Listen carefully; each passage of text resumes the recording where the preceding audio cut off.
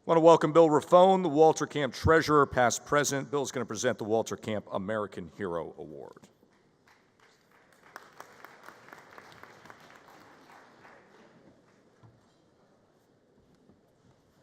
Thank you, Joe. Selflessness.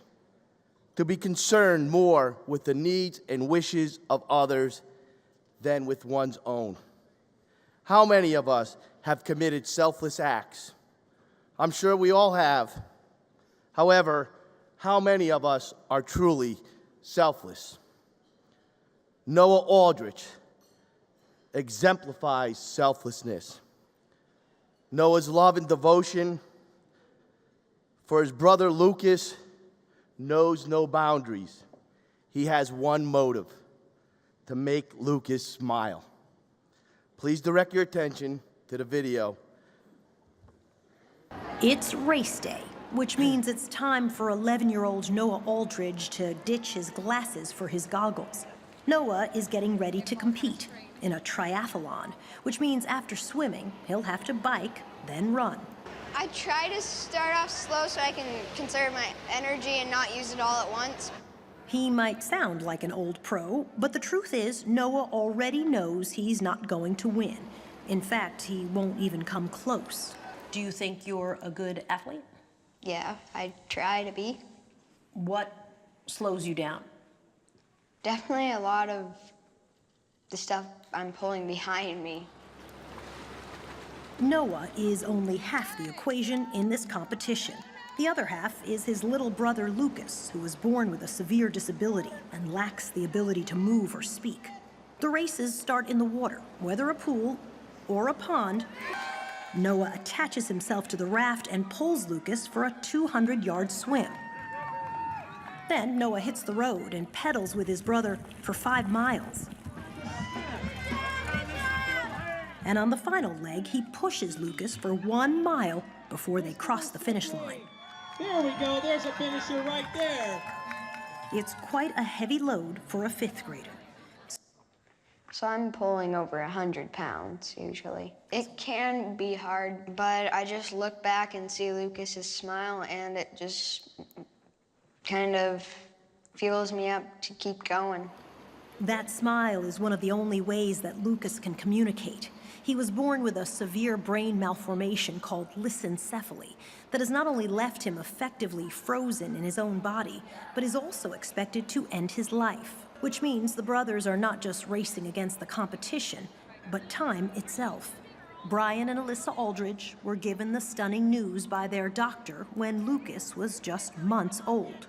And Brian and I didn't even have to we knew what we were going to do. Look at each other. We decided, you know what, we're going to go home and we're going to do everything we can with that little boy, because I know if it was me and his condition and his situation, I wouldn't want to be locked up in a house just waiting to die. Brian and Alyssa have watched their boys become inseparable, even best friends, communicating in their own special way. Despite the brothers' closeness, there was one thing it seemed they could never do together: play sports. For Brian Aldrich, it was one of the most painful parts of learning about Lucas's illness. I have a brother that's the same age as the difference between Noah and Lucas, and I had this picture of Noah and Lucas growing up like my brother and I did, were best friends and playing in sports and this, and it's just like, gone. Until a few years ago, when the family saw a video of a pair of brothers who competed in triathlons together, and Noah had an idea. He just turned to me and he said, "Mom, I want to do that with Lucas." And that was it. Well, Lucas can't do sports like I can and stuff, and I thought it would be good for him to participate and stuff too. So the brothers signed up for a youth triathlon in their hometown of Boise, Idaho. Noah and Lucas together were fearless, and Brian and Alyssa helped the boys transition safely to each event. I went from, a nervous wreck to absolute joy of what my sons had accomplished. And the most incredible thing, I think, was after the race, Lucas would not keep his eyes off Noah. He looked at him, he followed him everywhere. It was just that look of love. Like, you could tell that he knew he did something that kids like him don't ever get to do. That first race led to a second and a third, and now the brothers compete all the time. Every race is an endurance test for both brothers, especially Lucas, who is competing with a weak respiratory and immune system, risking his health on every single ride. But the Aldriches say the memories have been worth it, and that Lucas is happiest when he's out on the course with his best friend. I've never seen anything like it. When they first came, Noah was always walking over to Lucas and holding his hand, and Lucas would turn his head and kind of look up at him and smile. And every time Noah would be like, well, what's Lucas doing? Is Lucas okay? And just to see the selflessness that Noah, he didn't care so much about himself. He really was concerned about what Lucas was doing and how he was feeling. If you get to see these kids, there's a lot of power in love. There's a lot of power in love, and they've got it. And you can climb mountains with that power and that passion. What does it take to make us more? To push beyond preconceived limits? To truly give everything for our family? For young brothers Noah and Lucas Aldrich, the answer is as complex as it is simple. The answer is love.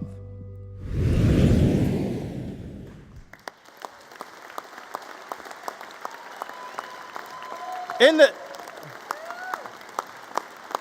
the video, Noah was asked, what slows you down? He answers, a lot of the stuff I'm pulling. Noah pulls love, which outweighs all the baggage we carry on a daily basis. And he loves doing it. Ladies and gentlemen, please welcome the 2017 Walter Camp Football Foundation American hero, Noah Aldrich.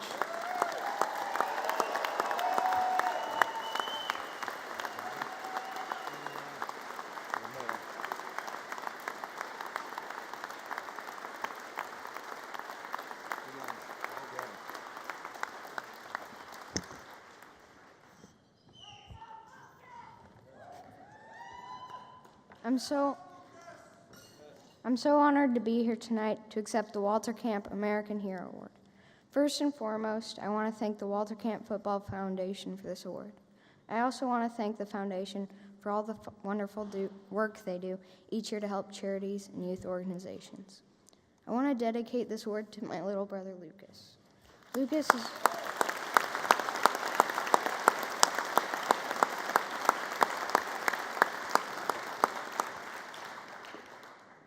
is my hero. Lucas is the one that has taught me so much. His smile is a gift to everyone that he encounters.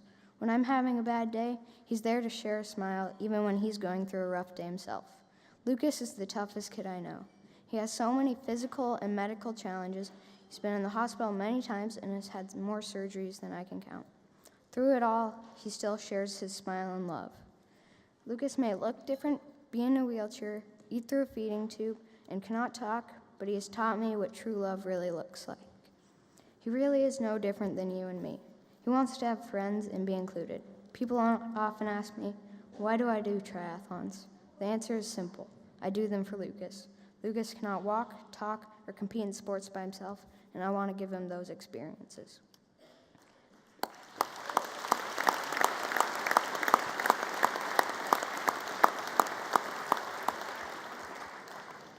I'm so honored to be Lucas's big brother.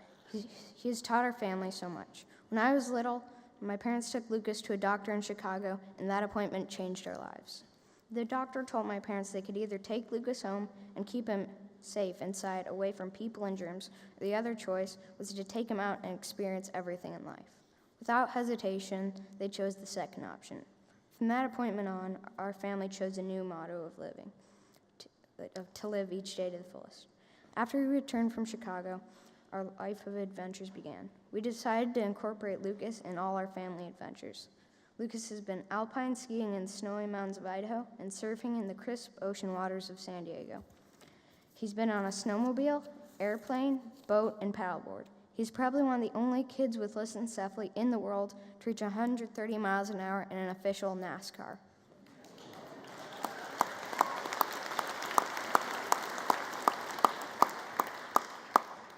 He's competed in 18 youth triathlons and several running races with me, and we've been honored to share our story of love, courage, hope, and possibilities with the world on HBO Real Sports, The Today Show, CNN's Great Big Story, the London Telegraph, and several other outlets around the world.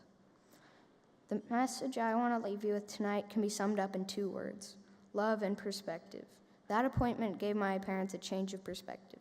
We no longer needed to live in fear of what each day will bring. Now each day we live in the present and cherish each and every day we have together. We explore new ways to include Lucas in all our daily activities and look for ways to make memories together. Through our triathlon adventures, we've been able to share our change in perspective with the world. As an example, at our 6th triathlon, a grandmother came up to us after a race and told us her new grandson was recently diagnosed with a life-changing condition. Their whole family was really sad with the news. She told us that seeing my brother and I compete gave her hope. She had a change of perspective and saw all the new possibilities. Although life would be different than she imagined, it could still be beautiful. Each and every one of us will face challenges, obstacles, and difficulties in our lives. While sometimes the circumstances cannot be changed, perspectives can be. With a change of perspective, creative problem solving, courage, thinking outside the box, and the final ingredient, love, things that were once out of reach become possible. With the shifts in perspective and love, what was unreachable becomes reachable. With love, the impossible becomes possible.